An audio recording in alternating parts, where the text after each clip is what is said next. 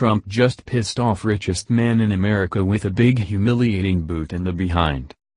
One of the reasons an overwhelming amount of Americans pick Donald Trump as our next president is because he makes no apologies for the things he says and does, no matter who it offends.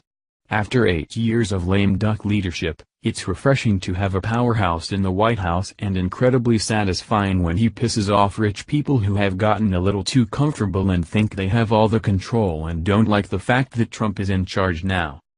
When you're as rich as Trump is and focused on making America great again, you don't care about other people's money who try to bribe you with it. President Barack Obama was quick to take in other people's cash, and his presidency proved to be very profitable for him, since this former community organizer moved out of the White House and into a multi-million-dollar estate after just 2 years on $400,000 per year president's salary. The game has all changed with Trump in charge now, who stuck it to one of his biggest and richest detractors who showed up to his golf course and tried to throw his weight around and got humiliated with a painful boot in the behind. The list is long of people who think they're in power and hate that Trump is, after they tried their hardest to keep him out of the White House and still lost.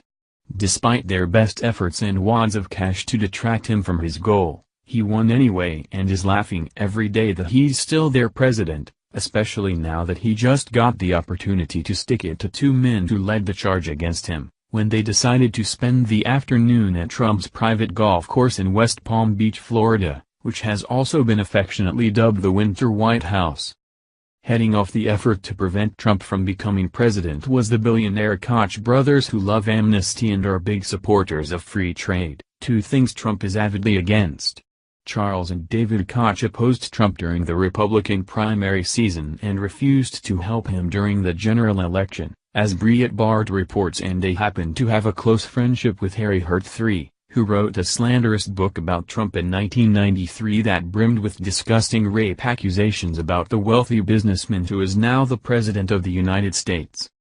Hoping to partake in a little rest and relaxation, David Koch and Hurt planned a day-long retreat at Trump's exclusive golf resort, which was suddenly cut short when Trump found out they were there. In perfectly humiliating fashion, Trump instructed management to remove the pair from his property and told them they weren't welcome back, ever. Being escorted out had to be one of the most embarrassing moments for these billionaire buddies in the presence of other rich people there enjoying their pricey membership, which Koch and pals don't get to be a part of. Trump proved that their money isn't important to him, and no price can fix how stupid these 2 look after earning this karma when they went against their own party to protect the political establishment. The sudden removal from ritzy golf resorts has become a theme since Trump took office, starting with the former golfer-in-chief, Barack Obama, who also got the boot under the most satisfying circumstances for conservatives. Prissy Holly previously reported on the humiliating event for Barack, who was ousted by other members who don't have to deal with him now that he's a private citizen.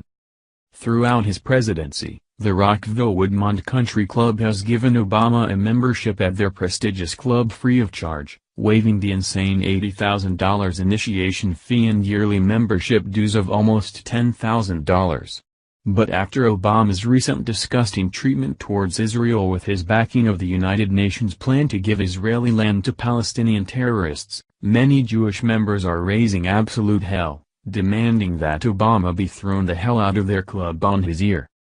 In light of the votes at the UN and the Kerry speech and everything else, there's this major uproar with having him part of the club, and a significant portion of the club has opposed offering him membership, a source told the New York Post. Obama was looking to join the elite Woodmont Country Club in Maryland as a private citizen, but was swiftly denied access by members of the mostly Jewish club, where many insisted that he deserved to be snubbed for not blocking an anti-Israel vote at the United Nations. It's the perfect dose of karma this arrogant man had coming, since he loves himself as much as he loves golf and got shot in the gut with this brutal reality check.